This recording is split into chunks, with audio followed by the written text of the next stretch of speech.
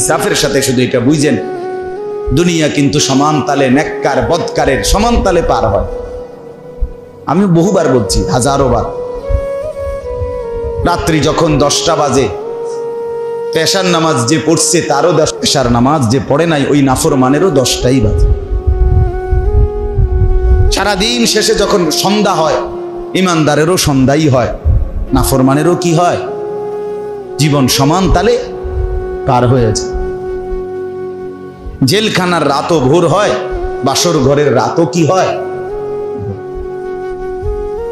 ভোর।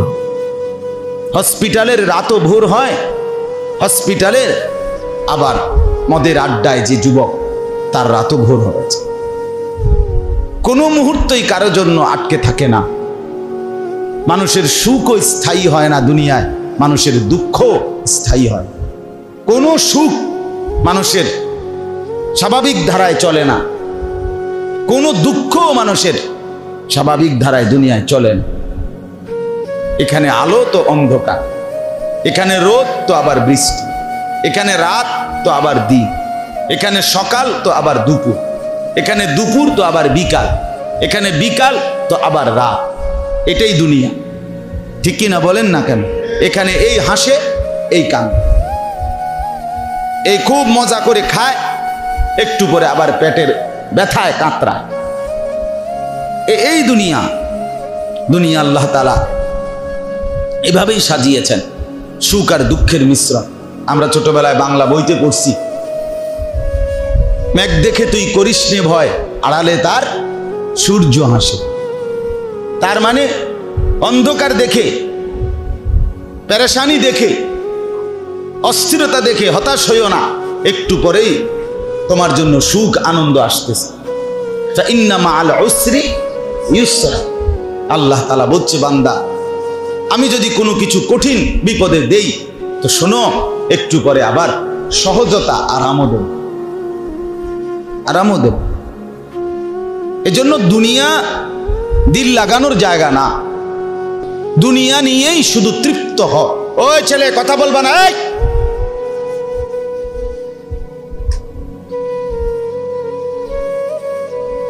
তুমি তো বর্ষ ধরে এই কথা বলতেছো বেটা।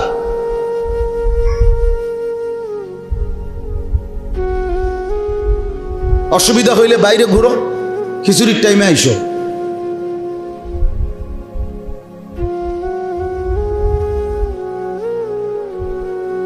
সোজা হিসাব, আজ নওজোয়ান কষ্ট করেই ফেরাইতে হবে, হাল ছেড়ে দিলে হবে না। হাল ছেড়ে দিছি আমরা সবাই, হাল হইতো না। হুজুর সমাজের অবস্থা খুব খারাপ, অনার আর সম্ভব। আশ্চর্য, এটা কি ওহী আসছে? এটা কি ওহী আসছে? জিবরাইল বলে গেছে যে আর সম্ভব না? কথা বলেন না, এরা আমাদের সন্তান, এদেরকে বদলাবে কে? তাইলে জিবরাইল। তাইলে হাল ছেড়ে দিব কেন? আমরা হাল ছেড়ে দিছি। চোখের সামনে আপন ছেলে নামাজ পড়ে না, বাবা মা হাল ছেড়ে দিস। আর কি করুন?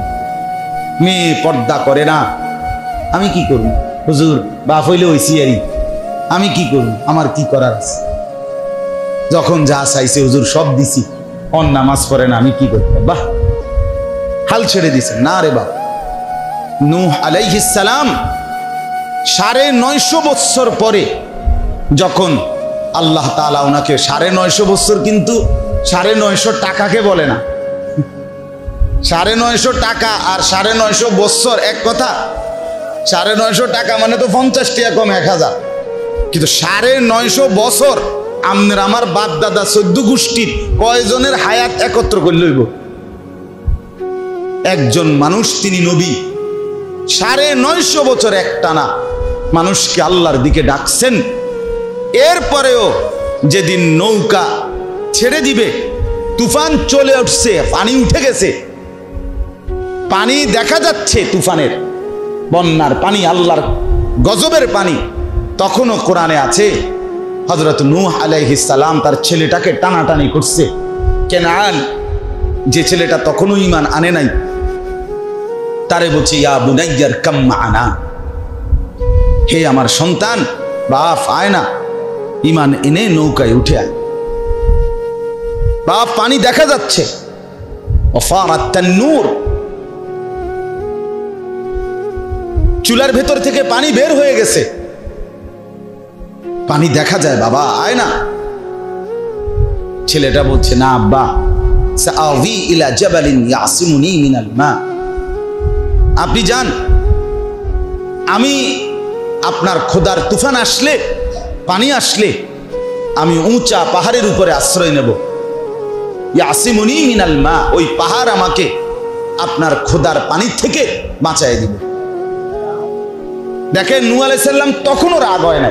আরে কয় কি রে ডাকায়, কার লগেরে তুই কইলি কথাটা? আল্লাহর সাথে কথা বোঝেন নাই না, এটা বলে নাই। বলছে লা আসিমাল ইয়াউমা মিন আমরিল্লাহ। আবারও বলছে, বাপ দেখ ভুল করিস না বাপ, বিশ্বাস কর আজকে আল্লাহর হাত থেকে কেউ বাঁচাইতে পারবে না রে বাপ, কেউ বাঁচাইতে পারবে। এইভাবে আবার বলছে, কোরআনুল কারীমের সূরা হুদের মধ্যে আছে। এরপরে নূহ আলাইহিস সালাম ছেলেটার হাত ধরে ফেলছে, ধরে বলছে, বাপ আয় না, কালেমাটা শুধু উচ্চারণ কর, আমি নৌকায় তুলে নেই, তুই বেঁচে যাবি। ছেলে টানাটানি করতেছে, বাবার হাত থেকে ছিঁড়ে ফেলবে, ছুটে যাবে। সে বলছে, আমি যাব না, কালেমা পড়বো না, ঈমান আনবো না। বাবা বলে, আয় না। এই টানাটানির ভিতরে আল্লাহর কোরআনে আল্লাহ বলেন, ওয়াহালা বাইনাহুমাল মাউজ ফাকানা মিনাল মুগরাকিন। একটা ঢেউ আসছে, এক ঢেউয়ের এক আঘাতে ঢেউয়ের বাড়ির লগে বাপ আর পুত্রের হাত চিরতরে খুলে গেছে, ছুটে গেছে। ফাকানা মিনাল মুগরাকিন, আল্লাহ বলে ছেলেটা তখন ডুবে গেছে। তখনও এবার শুনেন, আর তো ছেলে নাই, ছেলে তো ডুবে যায়, হাত থেকেও ছুটে গেছে, পানি ঢেউ তাকে ভিতরে ঢুকে এলাইছে। এবারও নূহ আলাইহিস সালাম বাবা এইবার আবার আল্লাহর কাছে দুই হাত তুলছে। ইন্না ইবনি মিন আহলি রব্বি ইন্না ইবনি মিন আহলি। আল্লাহ, এটা আমার ছেলে, আমার পরিবার, আমার বংশ, আমার রক্ত, এটা আমার আহাল। ওয়া ইন্না ওয়াদাকাল হক, আপনার ওয়াদাই সত্য মাওলা, আপনারই ফয়সালা। ওয়া আনতা আহকামুল হাকিমিন, আপনি হচ্ছেন শ্রেষ্ঠ ফয়সালাকারী।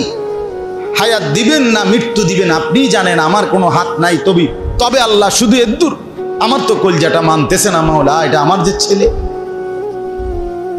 তখন আল্লাহ তাআলা বলছে, ইয়া নূহ ইন্নাহু লাইসা মিন আহলিক ইন্নাহু আমালুন গায়রু সালিহ।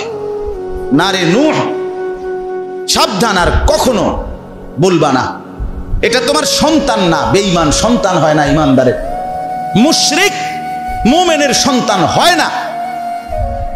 এমন বড় পাপী কোন ঈমানদারের সন্তান হতে পারে না। ইন্নাহু আমালুন গায়রু সালিহ, তার প্রতিটা আমল বদ আমল, নাফরমানি আমার।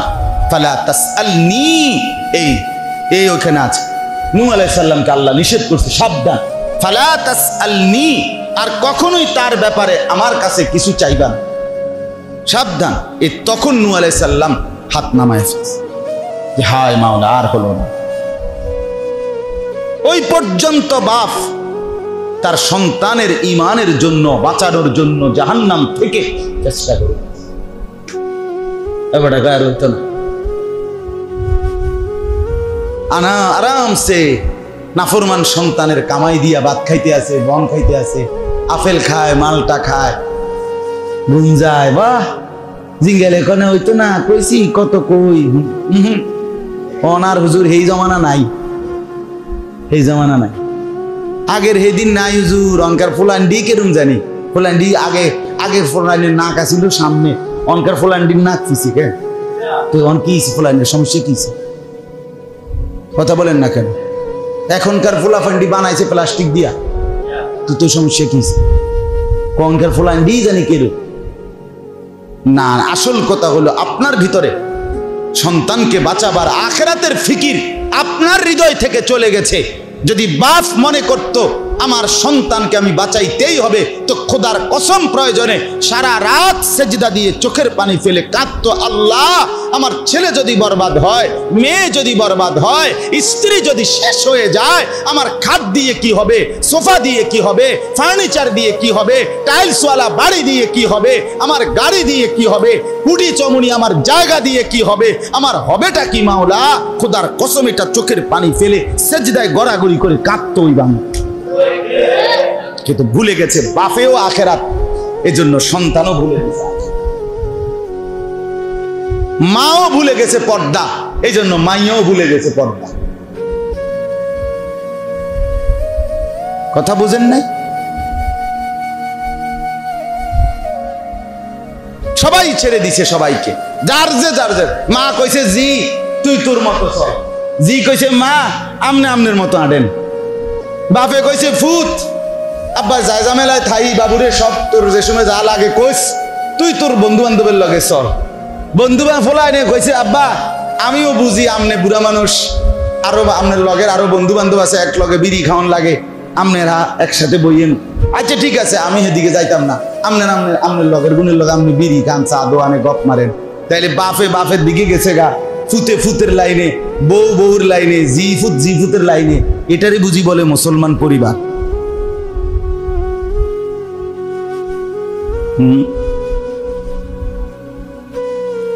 হাদিসের মধ্যে আছে হযরত ওমর রাদিয়াল্লাহু তাআলা আনহু, সাইয়্যিদুনা ওমর মধ্যরাতে মানে মাঝরাতে তাহাজ্জুদের নামাজের জন্য উঠতেন। উঠার পরে কিছুক্ষণ নিজে তাহাজ্জুদ পড়তেন, পড়ার পরে রাত্রির যখন আর এক ভাগ বাকি, খোদার কসম হাদিস, হযরত ওমর রাদিয়াল্লাহু তাআলা আনহু আইকাযা আহলাহু,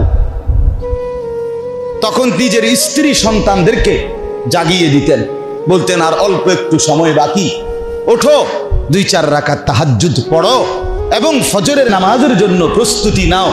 আর স্ত্রী সন্তানের কাছে এই আয়াত পড়তেন, হাদিসে আছে তিনি বলতেন, আল্লাহ বলছে ওয়া'মুর আহলাকা বিসসালাহ ওয়াসতাবির আলাইহা, হে নবী আপনি আপনার পরিবারের সদস্যদেরকে নামাজের হুকুম করেন এবং আপনি নিজেও মজবুতভাবে নামাজ পড়েন। হযরত ওমর বলেন, দেখো বিবি বাচ্চারা, শুধু আল্লাহর কোরআনের এই হুকুম মানার জন্য আমি তোমাদেরকে উঠিয়ে দিচ্ছি।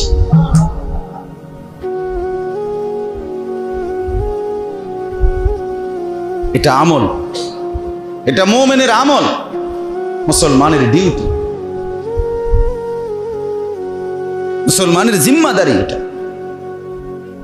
আজকে আমাদের এই হালাত কোথায় গেল? কেন আমরা ভুলে গেলাম? কেন আমরা ভুলে গেলাম? আল্লাহর নবী সাল্লাল্লাহু আলাইহি ওয়াসাল্লাম তার কন্যা ফাতেমাকে নিজের ঘরের দরজায় ফাতেমার ঘরে গিয়ে কড়া নাড়তেন আর বলতেন, ফাতেমা কুমি লিসসালাহ, ফাতেমা নামাজের জন্য ওঠো, আনকিজি নাফসাকে মিনান নার, মা জাহান্নামের আগুন থেকে নিজেকে বাঁচাও মা, ফাইন্নী লা উগনি আনকে মিনাল্লাহি শাইআন, আমি আল্লাহর কসম মা মুহাম্মদের মেয়ে বলে হাসরের ময়দানে আমি তোমার কোনো উপকার করতে পারবো না। আমার মেয়ে বললে হবে না রে মা, তোমার সেজদা, তোমার পর্দা, তোমার তাসবিহ, তোমার গোলামি, তোমার বন্দিগি তোমার জাহান্নাম থেকে বাঁচাবে। মুহাম্মদের মেয়ে বললে হবে না, হাসান হুসাইনের মা বললে হবে না, আলীর স্ত্রী বললে হবে না, তোমার আমল নামা তোমাকে দেখাইতে। সেখানে আপনাদের আমাদের জন্য কি সান্ত্বনা? তাইলে আপনারা আমরা কি আশায় বসে আছেন বলেন? বলেন কোন ব্যক্তি কর্তব্য পূর্ণ আদায় করে একেবারে ইনসাফ বিচার কাকে বলে? যদি কারো মাথার মধ্যে সামান্য দেমাগ থাকে, আপনারা বলেন কোন মানুষ তার দায়িত্ব কর্তব্য পূর্ণ পালন করলে এরপরে সে কারো সুপারিশ চায়, আপনি একটু বলেন। কিন্তু কোনোই যোগ্যতা নাই, বরং তিনি যা চায় তার একদম উল্টা কইরা এই লোক ওই ব্যক্তির কাছে সুপারিশ চাওয়া, এটা কি ইনসাফ? তো রাসূলুল্লাহ সাল্লাল্লাহু আলাইহি ওয়াসাল্লাম সুপারিশ করবেন মানে কি এই যে নবী বলে দিছে উম্মত চুরি ডাকাতি জিনা ব্যভিচার মদ জুয়া অশ্লীল ছবি গান বাদ্য নাটক সিনেমা সুদ ঘুষ যা ইচ্ছা তা করতে থাকো, কোনো টেনশন করো না, আমি নবী আছি, আমি সুপারিশ করে তোমারে বেহেশতে পাঠামুই পাঠামু। এটাই তো নবী বলছে না? সুপারিশের মানে এই তো না? বলেন একজন মুসলমান বলেন, আপনার বিবেক কি বলে? এই কথার অর্থ এই আমনে আমনের সব নাফরমানি করতেই থাকবেন? এ তো খ্রিস্টানদের আকীদা, এ তো কাফেরের আকীদা, মুসলমানের আকীদা না। খ্রিস্টানদের আকীদা কি জানেন? খ্রিস্টানদের আকীদা হলো ঈসা আলাইহিস সালামকে তারা নিজেরা তারা ফাঁসিতে ঝুলাইছে, ক্রুশের মধ্যে বিদ্ধ করে, ওই যেটা তারা গলার মধ্যে চিহ্ন ব্যবহার করে। কেন? তাদের ধর্মের বক্তব্য এটা যে আমাদের ঈসা উনি তো আল্লাহর পুত্র, উনি নিজে আমগরে বলছে তোমরা আমাকে ফাঁসিতে ঝুলায় দাও, দিলে তোমাদের সমস্ত কিয়ামত পর্যন্ত তোমাদের বংশধরদের সমস্ত পাপ আমি কাঁধে তুলে নিলাম, আমি আমার পিতার সাথে সেটা বুঝবো, তোমরা কোনো চিন্তা করবা না। খোদার কসম, এটা তোমরা কোনো টেনশন করবো না। আজকে আমরা ডুল্লা ডুল্লা গজল গায়, ডুল্লা লড়ে, কি রঙে, বাহ! সুন্নাতের কোনো অনুসরণ নাই, ইত্তেবা নাই, দাড়ি কোথায়, টুপি কোথায়, মিসওয়াক কোথায়, দস্তরখান কোথায়, হালাল উপার্জন কোথায়, স্ত্রীর পর্দা কোথায়, ছেলের নামাজ কোথায়, মেয়ের নামাজ কোথায়, চরিত্রের পবিত্রতা কোথায়? 30 বছর ঘরে টেলিভিশন চলতেছে, নাচতেছে গাইতেছে, বিবি বাচ্চা, নাটক সিনেমা, নর্তকী, জিনা ব্যভিচারের দৃশ্য দেখতেছে, নিজেও ভিন নারী দেখতেছে, বিড়ি সিগারেট খাইতেছে, কেউ মদ জুয়া খাইতেছে। এরপরে উনি শুধুই কেবল নবী সুপারিশ করবে, নবীর আশেক দাবি করলে, নিজের মুখ দিয়া বললে নবী প্রেমিক, এতেই উনি জান্নাতে চলে যাবে। বিষয়টা এতটাই সস্তা হয়ে গেল? এটাই ইনসাফ? আল্লাহ আমাদেরকে বিবেক দান করে। আপনাদের বিবেকের কাছে বলুন, আজ একদিন 2 দিন না হলেও আজকে 15 থেকে 16 বৎসরের বেশি হবে আমি আপনাদের গ্রামে আসছি। তো এরকম হবে না? এরকম হবে, হ্যাঁ, আমার হিসাবে এরকম হবে।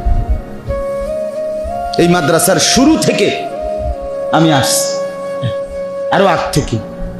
আমার শায়েখ আরিফ বিল্লাহ হাকিমুন নফস আল্লামা মুফতি মুশতাকুন নবী কাসেমি হযরত দামাত বারাকাতুহুম যে বছর প্রথমে আসছিলেন, তখন আমি আসছি সোনাকান্দা থেকে মাহফিলে আসছি। এখানে ওই দোতলার মধ্যে ছোট্ট কামরাটার মধ্যে মিম্বরের উপরে হযরতের সাথে আমি বসছি, কথা বলছি। এখানে কোনা দিয়া, খুব কোনখান দিয়ে জানি মাহফিল হয়েছিল এদিক দিয়ে, সেই থেকে আসছি। হ্যাঁ, আমি হুজুরে যে আপনার কথা আইসে জিজ্ঞাসা করছি যে হুজুর আসেনি ভালো। শামসুল হক সাহেব আমার কলিগ ছিলেন, আমার ইন্তেকাল করছে যখন, আমি তখনই শুনছি ওনার নাতি তো আমার মাদ্রাসায় পড়ে। মৌলানা হারুন সাহেবের কথা জিজ্ঞাসা করছি, আপনারা বললাম না, সেই বলছি যে উনি আসেনি ভালো। আমি তো চিনি আলহামদুলিল্লাহ, নামেও অনেককে চিনি। এই জন্য বাপ, ধোকা না খাই, প্রতারিত না হই, নিজেরই বরবাদ না করি। কে কোন পক্ষের, কে কার বিপক্ষের, এগুলো বাদ দেন। আপনি জান্নাতি হবেন এই ব্যাপারে নিজের প্রস্তুতি নিন, জাহান্নাম থেকে বাঁচার চেষ্টা করেন, নিজের জিন্দেগিটা কদর করেন, রাসূলুল্লাহ সাল্লাল্লাহু আলাইহি ওয়াসাল্লামের নসিহত সুন্নাতের আলোকে জীবন সাজান। ছেলেদেরকে বলি, বাপ তোমরাও মনে করো মা বাবা যথাযথ কদর করলো না আর কি, তবুও নিজেরে নষ্ট করো না। কেউ কিছু বললো না রে বাপ, মনে করো এই সমাজের কেউ তোমারে বাধা দিয়ে পারলো না আর কি, কিন্তু এরপরেও মনে রাখো তুমি এমন এক সত্তার কাছে ফিরবে যে সত্তা তোমার উপরে তার পূর্ণ শাস্তি প্রয়োগ করবে। আল্লাহু আজিজুন যুনতিকাম। আল্লাহ বলেন আমি কিন্তু একদিকে যেমন রহমান রহিম, আমি কিন্তু আরেক দিকে প্রচন্ড শক্তিশালী এবং প্রতিশোধ গ্রহণকারী। যুনতিকাম, আমি প্রতিশোধ গ্রহণকারী। ফাআনযারতুকুম নারান তালাজ্জা। আল্লাহ বলে বান্দা, এই বান্দা, আমি হুজুর দিয়া না, আমি ড্রাইভার দিয়া না, হেল্পার দিয়া বলি নাই, আমি নিজে তোমাদেরকে জাহান্নামের লেলিহান আগুনের ভয় আমি আল্লাহ দেখাচ্ছি, আমার কথা ফেলে দিও না। কোরআনের আয়াত। ফাআনযারতুকুম নারান তালাজ্জা। রব্বুল আলামিন বলেন আমি নিজে ভয় দেখাইলাম, আমি। খামখেয়ালি করো না বান্দা। লাহুম মিন ফাওকিহিম যুলালুম মিনান নার ওয়া মিন তাহতিহিম যুলাল। রব্বুল আলামিন বলেন বান্দা, তুমি নাফরমানি করলে যেই জাহান্নামে ঢুকানো হবে, সেই জাহান্নামের আগুন কেমন হবে বান্দা, আমি আল্লাহ তোমাকে বলছি শোনো। আল্লাহ নিজে বলে বান্দা, ইন্না লিল্লাহি ওয়া ইন্না ইলাইহি রাজিউন, লা হাওলা ওয়ালা কুওয়াতা ইল্লা বিল্লাহ। আল্লাহুম্মা সাল্লি আলা মুহাম্মাদিন নবিয়্যিল উম্মি ওয়া আলিহি ওয়া সাল্লিম তাসলিমা। লা হাওলা ওয়ালা। বলেন আলহামদুলিল্লাহ। তো আল্লাহ তাআলা বলেন নাফরমান বান্দাকে যখন জাহান্নামে ঢুকানো হবে কেমন হবে আগুন, আল্লাহ তাআলা নিজে বলতেছেন লাহুম মিন ফাওকিহিম যুলাল। ওই নাফরমানের মাথার উপরে আগুন, মেঘের চাকা যেরকম সাদা সাদা চাকা থাকে, বরফের চাকা বড়, এরকম মেঘের আবরণ যেভাবে, আল্লাহ বলেন নাফরমান পাপীর মাথার উপরে আগুনের আবরণ এভাবে দেওয়া হবে। অমিন তাহতিহিম যুলাল, সাথে সাথে পায়ের নিচেও জাহান্নামের আগুন এভাবে মেঘের চাকার মতো, বরফের চাকার মতো আবরণ দেওয়া হবে। এই দুই আগুনের মাঝখানে জাহান্নামী নাফরমানকে ঢুকানো। বলেন আপনার আমার হালাত কি হবে? আমরা হাদিসে পড়ছি রাসূলুল্লাহ সাল্লাল্লাহু আলাইহি ওয়াসাল্লাম বলেন জাহান্নামের সবচেয়ে হালকা, সবচেয়ে সামান্য আযাব যে ভোগ করবে, সবচেয়ে হালকা আযাব, সেটা হলো সবচেয়ে কম আযাব যাকে দেওয়া হবে তাকে একটা শুধু কেবল পায়ের তালুতে একটা আগুনের জুতা অথবা জুতার স্যান্ডেলের ফিতা, এতটুকুই শুধু কেবল আগুনে পড়ানো হবে আগুনের, আর পুরা দেহে আগুন জ্বলবে না, শুধু এতটুকু। আল্লাহ রাসূল সাল্লাল্লাহু আলাইহি ওয়াসাল্লাম বলেন আল্লাহর কসম উম্মত, ওই পায়ের তলার সেই জুতাটা আগুনের অথবা ফিতাটার আগুনের গরমে ওই জাহান্নামীর মাথার মগজ টকবক করে ফুটতে থাকে। আর সে মনে মনে ভাববে, নবীজি বলেন যে এই জাহান্নামের সবচেয়ে বেশি আসাদ্দু, মানে সবচেয়ে বেশি আযাব তাকে দেওয়া হচ্ছে, অথচ এটা হলো সবচেয়ে হালকা আযাব। আল্লাহ আমাকে মাফ করে দেন। অতএব বাপ, এতগুলো কথা বলার অর্থ হলো ঘুরে ফিরে মূল বক্তব্য এক নম্বর এটাই বুঝানো। কথা শুরু করছিলাম আমি, মনোযোগ, আন্তরিকতা, আগ্রহ, আল্লাহর কথা শুনবার প্রতি দিলের আগ্রহ থাকা চাই। দুই নম্বরে বলছি দিন মানার ক্ষেত্রে আপনি আপনার জীবনের সবটুকু দিয়া হাক্কা জিহাদি আপনি চেষ্টা করবেন, শুধু চেষ্টা না, জীবনের সবচেয়ে বেশি চেষ্টা যে বিষয়ে ব্যয় করবেন সেটা হলো দিন মানার ব্যাপারে, দিন মানানোর ব্যাপার, অর্থাৎ নিজে দিন মানার জন্য এবং পরিবারের সদস্যদেরকে দিন মানানোর জন্য জীবনের সবচেয়ে বেশি পরিশ্রম, কষ্ট, মেহনত, ফিকির, চেষ্টা ব্যয় করা, এটা মুমিনের পরিচয়, এটা মুমিনের সিফাত। আমরা অনেক সময় দুনিয়ার ব্যাপারে বলি না যে হুজুর আল্লাহ হইতে পারবো, এই বিল্ডিং খান করতে গিয়ে আমি কত কষ্ট করছি, বলি কি না বলেন? এই জমি খান দলিল করতে, টাকাগুলো ব্যবস্থা করতে হুজুর আমার বুকটা মাটির লগে লাগিয়া গেছে। আমি জানি কত কষ্ট করছি, তার মানে নিজের খুব কষ্টের কথা নিজে স্মরণ করে, ঠিক কিনা বলেন? কিন্তু সেটা তো জমির ব্যাপারে বললেন। বিল্ডিং আমি একদিন দেখছি এক ভদ্রলোক আমাদের ক্যান্টনমেন্ট এলাকার, আহারে বেচারা বয়স্ক মানুষ, আপনাদের থেকেও বেশি হবে বয়স্ক মানুষ, সারাদিন আপনার বিল্ডিং করেন, রাজমিস্ত্রিরা যে ইট গাইথা যায়, পরের দিন ফজর পইরা উনি সালামটা ফিরাইয়াই দেখি, প্রায় দিন দেখছি এই দুইটা বালতির মধ্যে কইরা আলগিরিয়া বেটা বাঁকা হইয়া যাইতেছে বুড়া মানুষ, এরপরও দুইটা বালতি আলগাইয়া পানি ওই পুকুর বা খালের থেকে লইয়া এই বিল্ডিং এর ওয়ালডির মধ্যে দিতেছে। এই লোক আগামী আরো 100 বছর বাঁচবে, এই জন্যই তো করতেছে না। কার জন্য? সন্তানাদির জন্য। তার ফিকির সন্তানাদি একটু আরামে থাকবে, বিল্ডিংটা মজবুত হবে। তাহলে যে মানুষটা 70 বছর বয়সেও সন্তানের আরামের জন্য এত বড় ত্যাগ স্বীকার করছে, সেই মানুষটা যখন চোখের সামনে দেখবে সন্তান জাহান্নামের আগুনে জ্বলতেছে, কেমনে সহ্য করবে বলে? কেমনে সহ্য করবে? আল্লাহ আমাদেরকে বুঝ দান করে। এজন্য যার বিবেক, আমি আগেই বলে নিছি, আল্লাহ কোরআনুল কারীমে বলছে কালিলাম মা তাশকুরুন, আল্লাহর কৃতজ্ঞতা আদায় করে অল্প। কালিলাম মা তাযাক্কারুন, আল্লাহ কোরআনে বলছে উপদেশ গ্রহণ করে অল্প। আল্লাহর কথা শুনে কম, নাফরমানি করে বেশি। ওয়ালা তাজিদু আকসারাহুম শাকিরিন, অধিকাংশই অকৃতজ্ঞ। এই জন্য অল্প কিছুর মধ্যে আপনি থাকেন, নিজে নিজে নিয়ত করেন 10-এর যে গতি আমার সেই গতি, এটি বলবেন না।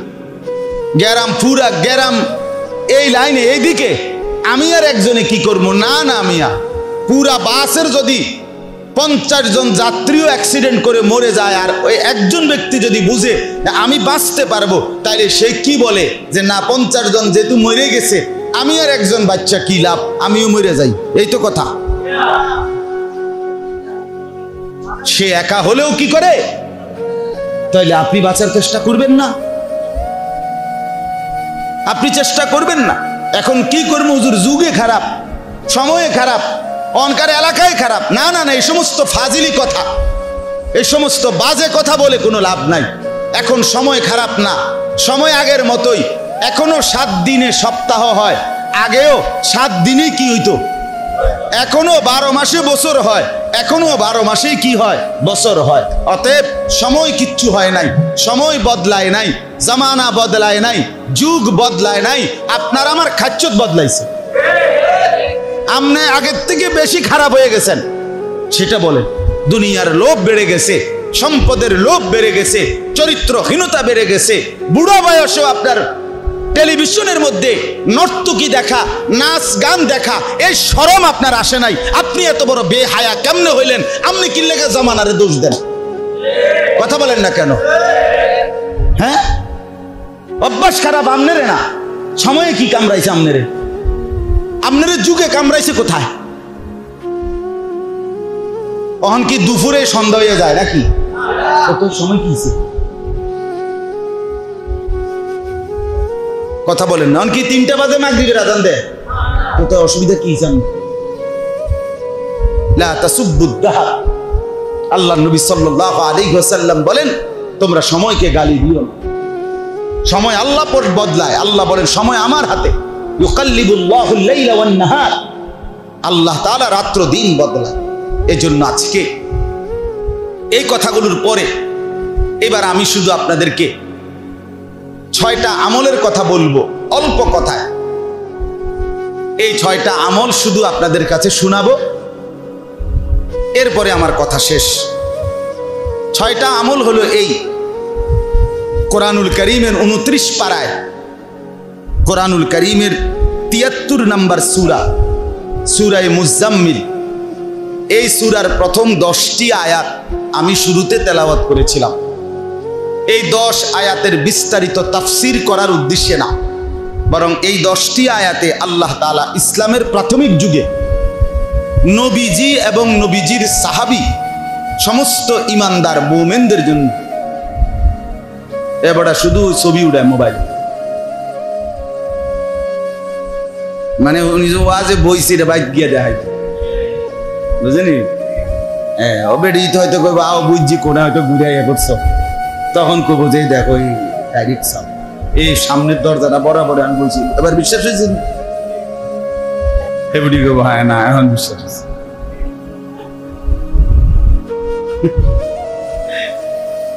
অনেক ছেলে পেলে আছে না হুজুরের লগে একটা ছবি উঠাইবে, মানে হাসরের ময়দানে ফেরেস্তা যদি জিঙ্গা ফেরেস্তা দেখো ফাইজলাই মনে হইল না, মোবাইল দিয়ে একেবারে সব আকাম করছি এমনও না, বালা বালা হুজুরের লগে কি উঠাইছি সেলফি উঠে।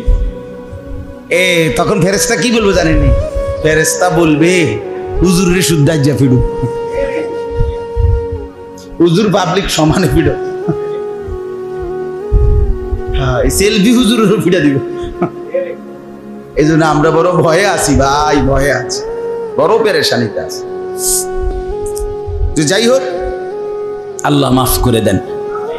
সূরা মুজাম্মিল দেখেন, আমার একটা অভ্যাসটা কি আসলে উদ্দেশ্য হইল প্রত্যেকের দিল আল্লাহর দিকে ফেরানো, কোরআনের কথার দিকে ফেরা। এই জন্য নজর করি আর কি চারিদিকে, টর্চ লাইটের মতো চোখ ঘুরাই। মনে করেন কেউ বুট খাবে, বাদাম খাবে, কেউ মোবাইল টিপবে, কেউ বইবা জিমাবে, কেউ ঠ্যাং সরাইয়া বসবো, এতে আসলে কি হয় না, ওই বেচারার কোনো ফায়দা হয়। আল্লাহর কথা যদি মনোযোগ দিয়ে কিছুটাও শোনে, পাথরের মধ্যেও যদি ধারাবাহিক পানি পড়ে, পাথর কি হয়ে যায়? ছিদ্র হয়ে যায়। তো মুমিনের দিল তো পাথর না, আরো নরম। মুমিনের দিল বদলাবে না কেন? চেষ্টা করতেই হবে, হতাশ হলে হবে না। আমি হতাশ না, আমি নার্ভাস হই না, কখনোই হই। নতুন উদ্যমে বারবার বলতে থাকি, বারবার বলতে থাকি। ছেলেদের জন্য বলি, যুবকদের জন্য বলি, দিবানিশি বলি, দিবানিশি বলি। আমাদের এই ছেলেরা মুসলমানের ছেলে, এদের মা মুসলমান, এদের বাবা মুসলমান। বাবা এরা ছোটবেলায় জন্মের পরে এদের কানে গান শোনায় নাই, আজান শোনাইছে। আজ মোবাইল এদেরকে ভুলায় দিছে, আজ এক নর্তকী তাদেরকে ভুলায় দিছে, আজ খেলোয়াড় ভুলায় দিছে, আজ সিনেমার নায়ক ভুলায় দিছে, আজ রাস্তার মেয়ে বেপর্দা নারী তাকে আখিরাত ভুলায় দিছে। হতে পারে ধুয়ে মুছে একটু সাফ করে দিলে, মনে করাই দিলে, চেষ্টা করলে, আল্লাহর দয়া হলে এখান থেকেও একদিন জোনায়েদ বাগদাদি হতে পারে। এইমাত্র মাওলানা মারুফ ভাই বললেন আজীব কথা, আজ থেকে সেই কত বছর আগে শুরু করলেন, এখন মহল্লার প্রায় 100-র মতো ছাত্র মাদ্রাসায় পড়ে, আলেমে দ্বীন হয়েছে অনেক ছেলে, শহরের বন্দরে পড়ালেখা করে। তাইলে আজ থেকে 10 বছর আগে, 15 বছর আগে তখন কেউ ভাবে নাই, এখন সেই ভাবনা বাস্তবায়ন হচ্ছে। 30 বছর পরে দেখা যাবে মহল্লার অনেক ছেলে আলেমে দ্বীন হয়ে গেছে। হতাশ হইতে নাই, একজন একজন করেই হোক, দুইজন করেই হোক, অল্প অল্প করেই হোক। যে সমস্ত ইমাম সাহেবরা আছেন আপনাদের কাছেও বল, হতাশ হবেন, হতাশ হুজুর বিশ্বাস করেন, আমি যে মহল্লাত ইমামতি করি এখানে 12 কুতুব। আমি আল্লাহর জমিনে যত জায়গায় এই পর্যন্ত গেছি, আমার এই ছোট্ট জীবন, সব জায়গার মানুষে কইছে হুজুর এখানে 12 কুতুব, 13 কুতুব কোরআন দিচ্ছে, আর 11 কুতুবও শুনি নাই, সবখানে 12 জন করে। তার মানে প্রত্যেক জায়গায় শয়তান বান্দরা মানুষ, ফাসাদ করা, ফিতনাবাজ এবং ঝগড়াটে, ষড়যন্ত্রকারী, বিদ্বেষকারী, হিংসুক আল্লাহর জমিনের সর্বত্র আছে। কথা বুঝেন না? এখন এমন কোন এলাকা বাংলাদেশে যে ইউনিয়ন, যে হুজুর এই ইউনিয়নের এই মাথার থেকে হে মাথা পর্যন্ত সবাই আব্দুল কাদের জিলানির ঘরের লোক, এটা কোনটা এলাকাটা? তাহলে 12 কুতুব নাই কোনা নেই, এটি কোনো কথা না, ঠিক কিনা বলে? আমার মেহনত করে যাওয়া, আমার চেষ্টা চালায়া যাওয়া, অব্যাহত চেষ্টায় একদিন আল্লাহর দয়া হবে, আল্লাহর মেহেরবানি হবে, আল্লাহ তৌফিক দান করে। চলেন, 6টা আমল ইসলামের প্রাথমিক যুগে, একবারে প্রথম দিকে কোরআন নাজিল যখন শুরু হয়, ওই সময়ের প্রথম 2, 3, 4 বার যখন কোরআন নাজিল হইতেছে, এই সময়ে এই সূরা নাজিল হয়েছে। এই সূরার মাধ্যমে আল্লাহ তাআলা প্রথম 10 আয়াতে নবীজি সাল্লাল্লাহু আলাইহি ওয়াসাল্লাম এবং সাহাবায়ে কেরামকে বলেছেন 6টি বিষয়ে খেয়াল করেন কথাটা, 6টি বিষয়ে তোমরা অভ্যস্ত হও, তাহলে পুরা ইসলাম মানা, দিন মানা, আল্লাহর বিধান মানা, নেক আমল করা, গুনাহ ছেড়ে দেওয়া, এই বিষয়গুলোর যোগ্যতা অটোমেটিকলি আল্লাহর দয়ায় তোমাদের মধ্যে চলে আসবে। কয়টি বিষয়ে অভ্যস্ত হও? 6টি। একজন সালেক, একজন আল্লাহর পথের প্রতীক, একজন জান্নাতের প্রত্যাশী, জাহান্নাম থেকে যে নিজেকে বাঁচাইতে চায়, আল্লাহকে রাজি খুশি করে যে মরতে চায়, সমস্ত শরীয়তের বিধান যে মানতে চায়, ইমানের ৭৭ শাখা সবগুলো যে পালন করতে চায়, আল্লাহকে পুরা রাজি খুশি করতে চায়, আল্লাহ প্রথম দিকে ইসলামের শুরুতেই এই সূরা নাজিল করে বললেন, বন্ধু সবাইকে নিয়ে বিশেষভাবে 6টি বিষয়ে অভ্যস্ত হন। এই 6 বিষয়ে যদি অভ্যস্ত হন, তাইলে আশা করা যায় ইনশাআল্লাহ পুরা ইসলাম আমল করা, মানা, আদেশগুলো পালন করা, নিষেধগুলো ছেড়ে দেওয়া আপনি এবং আপনার উম্মতের জন্য সহজ হয়ে যাবে। 1 নাম্বার হলো কিয়ামুল লাইল। কুমিল লাইলা ইল্লা কালিলা। 1 নম্বরে বন্ধু, রাত্রি জাগার অভ্যাস করুন, তাহাজ্জুদের নামাজ। 1 নম্বরে কুমিল লাইলা ইল্লা কালিলা, সারা রাত বন্ধু ঘুমাবেন না, অল্প কিছুটা সময় ঘুমিয়ে কিছুটা সময় একান্তে রাত গভীরে শুধু কেবল আমি আর আপনি, আপনি আর আমি, বান্দা আর আল্লাহ, আল্লাহ আর বান্দা, এই নিবিড় সম্পর্ক কায়েম করেন। সুবহান।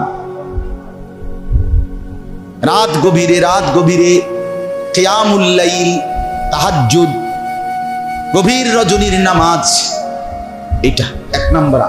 কোন মুসলমান যদি রাত্রি নিশীথের এই তাহাজ্জুদের নামাজে অভ্যস্ত হয়, খোদার কসম সমস্ত আমল করার প্রেরণা, সমস্ত গুনাহ ছাড়ার মতো হিম্মত খুদ আল্লাহ তাকে দান করে। তাহাজ্জুদ এত বড়, এটা একটা অ্যাটম শক্তি, হাই অ্যান্টিবায়োটিক,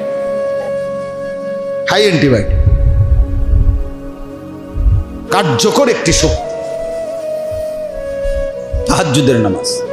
আল্লাহর নবী সাল্লাল্লাহু আলাইহি ওয়াসাল্লাম বলেন, আলাইকুম বিকিয়ামিল লাইল, আমার উম্মত সর্বদাই রাত্রি জাগা তাহাজ্জুদের নামাজকে মজবুতভাবে ধরো। কেন?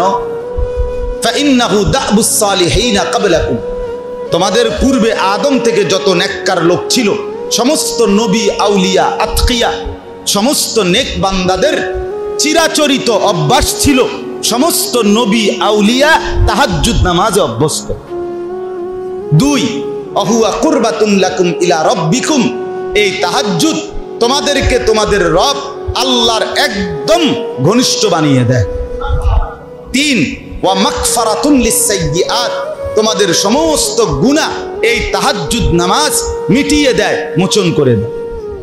4, ওয়া মানহাতুন আনিল ইসমি, তোমাদেরকে সমস্ত গুনাহ থেকে এই তাহাজ্জুদ নামাজ বিরত থাকতে সাহায্য করে। এই 1 নম্বর আমল, রাত জাগা, রাত্রি জেগে তাহাজ্জুদের নামাজ পড়ো। কমপক্ষে যদি ঘুমের থেকে উঠা রাতের 3টা, 3:30 যদি কোনোভাবে নাই পারেন, ঘুম যাওয়ার আগেই 4 রাকাত নামাজ পড়ো। আল্লাহ তাআলা এর বরকতে আপনার জীবন সাজিয়ে, হিম্মত আসবে, ইমানের শক্তি আসবে, আমলের নূর আসবে, আখিরাতের ফিকির আসবে, চেহারা নূরানি হবে, অন্তর আলোকিত হবে, শুধু নেক করতেই মন চাইবে, শুধু গুনাহ ছাড়তেই মন চাইবে। 1 নম্বর আমল, এটা শুরুতে বলছি, ইসলামের প্রাথমিক যুগ। তাফসীরের মধ্যে আছে সাহাবায়ে কেরাম সারা রাত, নবীজি সারা রাত নামাজে দাঁড়িয়ে থাকতেন, সারা রাত পড়ে মজা পাইতেন। এজন্য 1 নাম্বার, অনেক ব্যাখ্যা আছে, আমি শুধু সংক্ষেপে বললাম। 1 নাম্বার আমল। 2 নাম্বার, ওয়ারাত্তিলিল কুরআন তারতিলা, বিশুদ্ধ স্পষ্টভাবে কোরআনুল কারীম তেলাওয়াত করা। 2 নাম্বার আমল কি বলেন? না কোরআন তেলাওয়াত না, বিশুদ্ধ কোরআন তেলাওয়াত। বলেন 2 নাম্বার আমল কি? আবার বলেন, শুধু কোরআন তেলাওয়াত করলে হইতো না। ওই দাদা কইছে বানতাম দান, বানতে আসি ও দাদান। ও দাদান বুঝেননি, মানে বিজা দান, বিজা শুকনা না আর কি। বিজা দান যদি বান্যায় মানে বাঁধে ঢেকির মধ্যে, তাহলে যতই কি করুক এটার বাইরাক সাইল বাইর হয় না। কেন? দান বিজা। এই জন্য আপনার কোরআন শরীফ অশুদ্ধ। এই অশুদ্ধ কোরআন দিয়া তেলাওয়াত দিয়া যতই দান বান্যান কাম হইত না। এটা একদম স্পষ্ট কথা। আপনি বলবেন ছোটবেলায় শিখি নাই, স্কুলে পড়ছি, কলেজে পড়ছি, অথবা পড়ি নাই, অহন বয়স হয়ে গেছে, মূর্খ সুরুক্ষ মানুষ, গ্রামে দিন আইনা দিন খাই, অথবা এরকম বিভিন্ন কথা। কোনো কথা বলেই লাভ হবে না।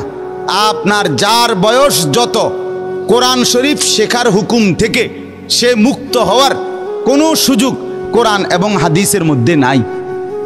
আমার কথা বোঝেন নাই? 90 বছর যার বয়স, আপনি বলেন, মারুফ ভাই বলেন, ওই চাচার জন্য অশুদ্ধ কোরআন শরীফ শিখার ব্যাপারে শুদ্ধ করার দায়িত্ব আর নাই, যেহেতু বয়স 90 হয়ে গেছে। এমন কোন শরীয়তের বিধান আছে কিনা? নাই। শিখতে হবে উনাকেও।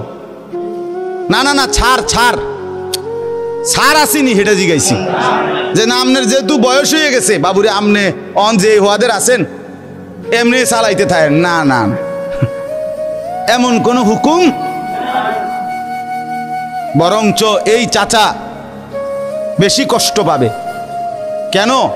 40 বছর আপনি মসজিদে নামাজ পড়েন, 40 বছর ধরে আপনি দেখতেছেন ইমাম সাহেবের পড়া, অথচ আপনার মনে একবারও আসলো না কিরে আমার পড়া তো হুজুরের মতো না, শিখবার চেষ্টাও করলেন না, আপনি বেশি কষ্ট পাবেন। মনে রাখেন, বয়সকালে নেকি বাড়লে লাভবান, বয়সকালে গুনাহ বাড়লে ক্ষতিগ্রস্ত। যার বয়স বেশি তার ভয়ও বেশি, কারণ নেকামল থাকলে বেশি নেকামল তাকে উঁচা জান্নাতে নিবে। আবার বয়স বেশির পরে গুনাহও যদি বেশি হয় শাস্তির মাত্রাও বেশি হবে। এই জন্য দয়া করে প্রত্যেকেই 2 নাম্বার আমল হলো বিশুদ্ধ কোরআন তেলাওয়াত।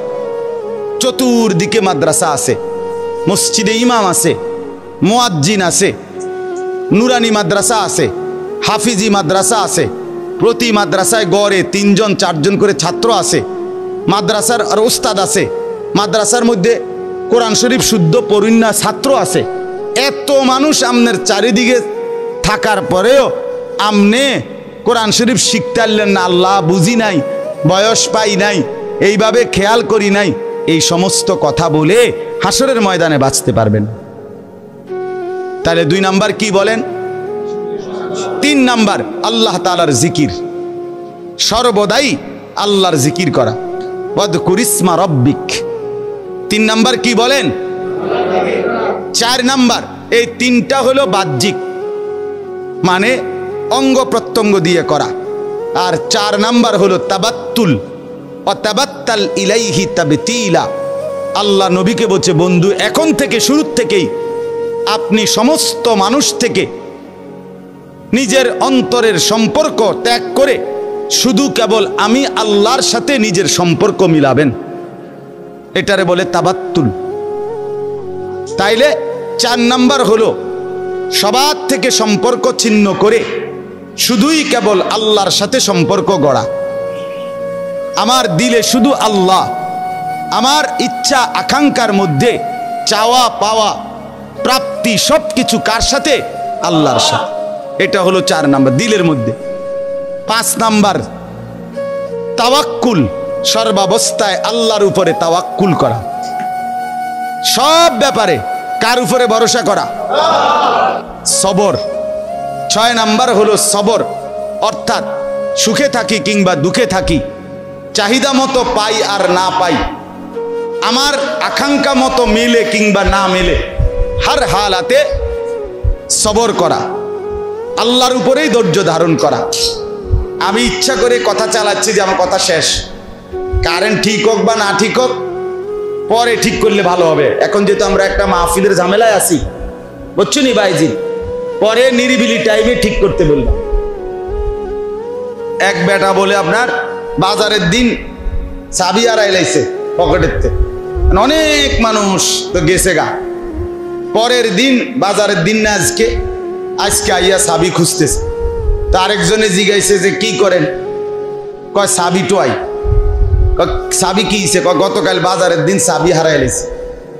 কত আজকে আইছেন? কালকে খুব ভিড় আছিল, মানুষের ঝামেলা আছিল, এই জন্য আজকে আইসি টোয়াইতাম। এই যে নিরিবিলি, তো এখন যেহেতু আমরা মাহফিলের ঝামেলায় আছি, তো নিরিবিলি যখন কালকে তখন ঠিক করেন জেনারেটর, এখন বাদ দেন। শেষ আমার কথা। এক নাম্বার হলো কিয়ামুল লাইল, রাত্রি জাগা। 2 নাম্বার হলো বিশুদ্ধ কোরআন তেলাওয়াত।